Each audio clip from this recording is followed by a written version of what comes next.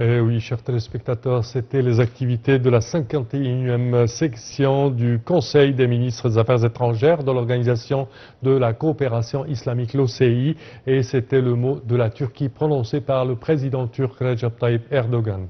Et à présent, mesdames et messieurs, nous passons directement à notre édition d'aujourd'hui de Midi au Caire pour vous transmettre ces informations. Alors, premièrement, Israël affirme avoir tué trois commandants de gardiens de la révolution et visé un site nucléaire à Isfahan en Iran lors de frappes samedi au 9e jour de la guerre entre les deux pays ennemis. Samedi, l'armée israélienne a annoncé avoir tué dans une frappe nocturne Saïd Izadi, un commandant des gardiens de la révolution en charge de la coordination avec l'organisation du Hamas contre laquelle Israël est aussi en guerre à Gaza. Elle a également affirmé avoir tué deux autres commandants des gardiens de la révolution, l'armée idéologique de la République islamique d'Iran, Aminpour Joudaki, présenté comme un commandant ayant dirigé des centaines d'attaques de drones sur Israël, et Benham Shahriyari, un commandant de la force Al-Quds. Et également une attaque israélienne contre l'Iran a visé dans la nuit de vendredi à samedi un site nucléaire à Isfahan au centre. C'est ce qu'ont affirmé les agences Mehr et Fars, écartant tout dégât et risque pour la population. Lors de l'attaque à l'aube aujourd'hui contre le site nucléaire d'Isfahan, la plupart des bruits étaient liés à la défense antiaérienne et d'autres à des attaques ennemies, c'est ce qu'ont indiqué Mehr et Fars, citant un responsable local qui assure qu'aucune fuite de matériaux n'a été constatée.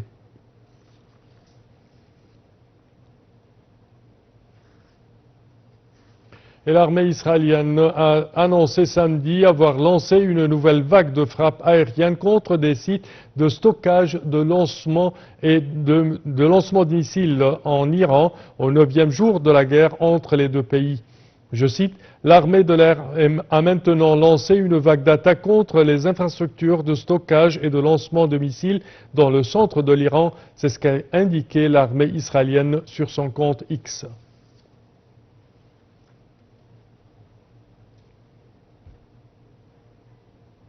Et à Istanbul, le Conseil de la Ligue arabe a tenu hier une session extraordinaire au niveau ministériel en marge de la 51e session du Conseil des ministres des Affaires étrangères de l'Organisation de la coopération islamique, l'OCI, afin de discuter des répercussions de l'agression israélienne sur l'Iran et sur la sécurité régionale. Et pour plus de détails, voici un commentaire. Le Conseil de la Ligue arabe a tenu une session extraordinaire au niveau ministériel à Istanbul. Cette réunion a été présidée par la Jordanie à la demande de l'Irak, soutenue par les États membres et avec la participation des ministres des Affaires étrangères des États membres, des chefs de délégation et du secrétaire général de la Ligue. Après avoir entendu l'intervention du chef de la délégation de la République d'Irak, ainsi que celle des États membres et du secrétaire général sur cette question, le Conseil a condamné l'agression israélienne contre la République islamique d'Iran, qui constitue une violation flagrante de la souveraineté d'un État membre des Nations Unies et une menace pour la paix et la sécurité régionale. Il a souligné la nécessité de mettre fin à cette agression et d'intensifier les efforts régionaux et internationaux pour réduire les tensions et parvenir à un cessez-le-feu global. Le Conseil a appelé à la reprise des négociations afin de parvenir à un accord sur la question du nucléaire iranien et soutenir tous les efforts visant à parvenir à une désescalade. Le Conseil a de même appelé la communauté internationale et le Conseil de sécurité de l'ONU à déterminer leurs responsabilités pour mettre fin à l'agression israélienne, qui constitue une violation flagrante du droit international et une menace pour la sécurité de la région. Le communiqué a souligné que la seule façon de résoudre les crises dans la région est par la diplomatie et le dialogue, conformément aux règles du droit international et de la Charte des Nations Unies, et soulignant que la crise actuelle ne peut être résolue par des moyens militaires.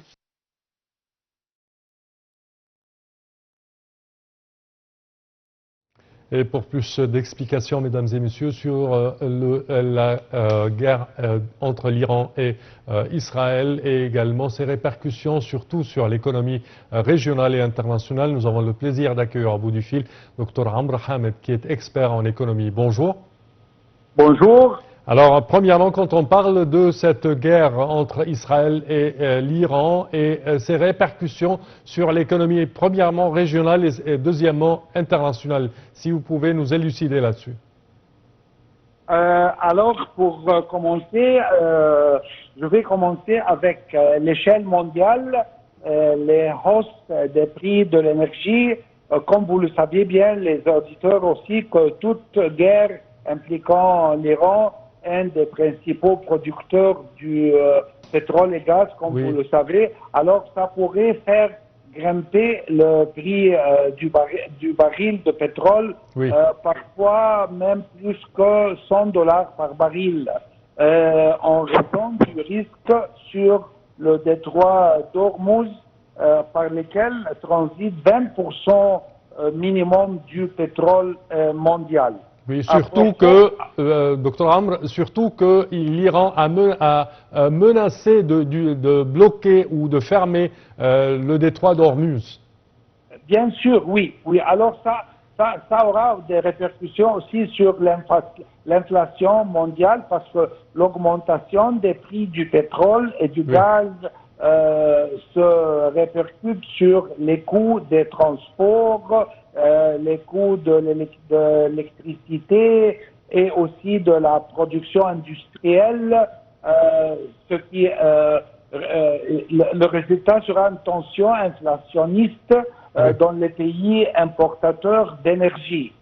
Et aussi, on peut noter ici la baisse de la confiance des marchés parce que les marchés boursiers deviennent volatiles et les investisseurs fuient vers des actifs sûrs comme l'or par exemple. On peut aussi parler du dollar ou bien les bons du trésor américain. Si vous voulez parler sur les répercussions de la guerre sur la région Moyen-Orient, alors on a des effets asymétriques bien sûr parce que les pays producteurs, Arabie Saoudite par exemple, le IAU, l'Émirat Unis, ils peuvent profiter des hausses de prix à court terme. Mais à propos des pays non producteurs ou vulnérables, alors on parle ici de la Liban, la Jordanie, l'Égypte, subissent l'effet inflationniste sans bénéficier des revenus pétroliers. Alors, pour un pays comme l'Égypte, on peut ici indiquer baisse du tourisme régional, les tensions géopolitiques font fuir les touristes bien sûr et affectant un secteur vital surtout, comme je viens de dire, l'Égypte et la Jordanie aussi, et peut-être on peut marquer le Liban. Il y a aussi un risque de perturbation du commerce régional, les ports, les voies de navigation ou liaisons terrestres qui peuvent être fermées ou contrôlées. On peut toucher aussi sur les répercussions de la guerre pour l'Égypte, si vous voulez. Oui, allez-y. Alors, pour l'Égypte, peut-être on va indiquer la hausse de la facture énergétique. L'Égypte est aujourd'hui importatrice nette des carburants raffinés. Une guerre fait augmenter bien sûr ses coûts d'importation et pesant sur la balance commerciale et les réserves en devises. Et aussi la pression sur la livre égyptienne. Si les réserves de change sont utilisées pour couvrir les importations d'énergie, cela accentue les tensions sur le taux de change. Jusqu'à maintenant, je peux indiquer que c'est plus ou moins contrôlé, mais de 1 ou 2 livres par taux du dollar, ça va. Mais j'espère que notre gouvernement va être plus fort à contrôler le valeur du livre égyptien vis-à-vis pas seulement les dollars, mais les autres monnaies aussi. Et aussi l'inflation importée, les produits alimentaires ou industriels dépendant de chaînes d'approvisionnement mondiales résultat sur la hausse des coûts bien sûr Et le tourisme, il faut aussi jeter la lumière sur le tourisme affecté, bien sûr. L'instabilité régionale fait fuir les touristes, alors que ce secteur rapporte plus de 13 milliards de dollars à l'Égypte par an, plus ou moins. Et dernièrement, l'impact sur les investissements étrangers, le IDE, les investisseurs deviennent frileux face à l'insécurité régionale, ce qui pourrait ralentir les projets industriels ou énergétiques. Espérons pour le mieux. Dr Amr Hamad, je tiens à vous remercier de vos explications. Merci à vous. Je répète que vous êtes expert en économie. Et nous enchaînons, chers téléspectateurs, avec cette information. À Genève, l'Iran et des pays européens ont tenu hier des discussions portant principalement sur le programme nucléaire iranien, une semaine après le début de la guerre entre Israël et la République islamique. Pour plus de détails, voici un commentaire. Les chefs de la diplomatie française, allemande, britannique, européenne et iranienne se sont retrouvés hier à Genève, le Britannique David Lammy ayant jugé depuis Washington, aux côtés du secrétaire d'État américain Marco Rubio, qu'une fenêtre existe pour parvenir à une solution diplomatique avec l'Iran. Après la rencontre, le ministre iranien des Affaires étrangères Abbas Araghchi a annoncé que son pays ne négocierait pas avec les États-Unis tant que les frappes israéliennes se poursuivaient. L'Allemagne, la France et la Grande-Bretagne ont fait une offre de négociation complète à l'Iran, incluant le nucléaire pour aller vers le zéro enrichissement, les activités balistiques et le financement de tous les groupes terroristes de déstabilisation dans la région, a dit le président français Emmanuel Macron. Ils ont exhorté l'Iran à poursuivre les voies diplomatiques sans attendre la fin du conflit et reprendre les discussions lancées en avril avec Washington pour trouver un accord sur son programme nucléaire et suspendu après le début de la guerre. Ils ont appelé Téhéran à poursuivre les discussions avec les États-Unis sur son programme nucléaire. Après Genève, M. Araghchi est arrivé samedi à Istanbul où il doit participer à une réunion de l'Organisation de la coopération islamique sur le conflit avec Israël, selon l'agence de presse Tasnim.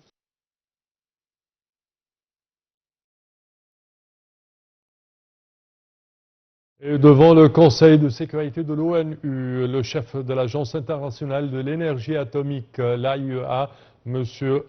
Rafael Grossi, a assuré pouvoir garantir par l'intermédiaire d'un système d'inspection incontestable que des armes nucléaires ne seront pas développées en Iran. Il a dit qu'une solution diplomatique est possible si la volonté politique est là et des éléments d'un accord ont été discutés.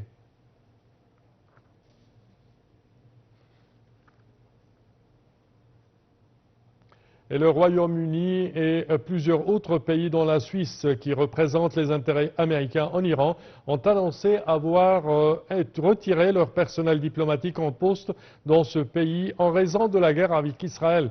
5 membres du personnel expatrié et les personnes accompagnantes avaient déjà quitté l'Iran pour le Turkménistan le 17 juin.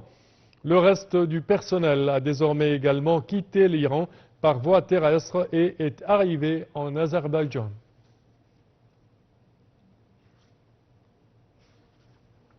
Et la police de la province iranienne de Qom a annoncé aujourd'hui que 22 personnes accusées d'espionnage au profit d'Israël avaient été arrêtées en 8 jours de guerre avec Israël, selon l'agence de presse Fars.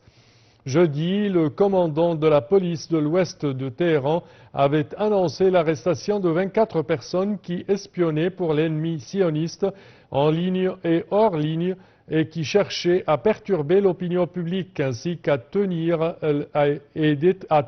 et détruire l'image du système sacré de la République islamique de l'Iran. Et hier, l'agence de presse Tasnim avait rapporté l'arrestation d'un ressortissant européen présenté comme un espion, sans préciser sa nationalité ou la date de son arrestation.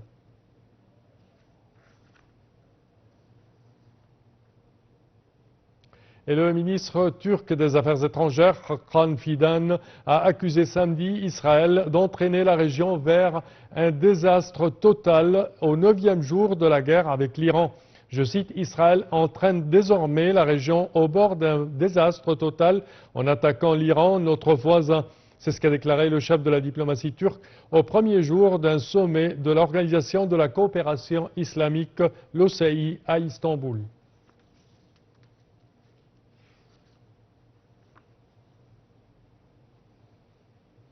Et un immeuble résidentiel dans le nord d'Israël a été touché samedi par une frappe de drone sans avoir causé pour l'instant de victimes. C'est ce qu'ont annoncé des services de secours au 9e jour de la guerre avec l'Iran. Après que l'armée israélienne a fait état d'une intrusion dans le ciel de la région de Beit Shean, le Magen David Adom, équivalent israélien de la Croix-Rouge, a indiqué qu'une frappe de drone avait atteint un immeuble de 2 étages dans le nord du pays et que les premiers secouristes dépêchés sur place n'avaient pas trouvé à ce stade de personnes blessées.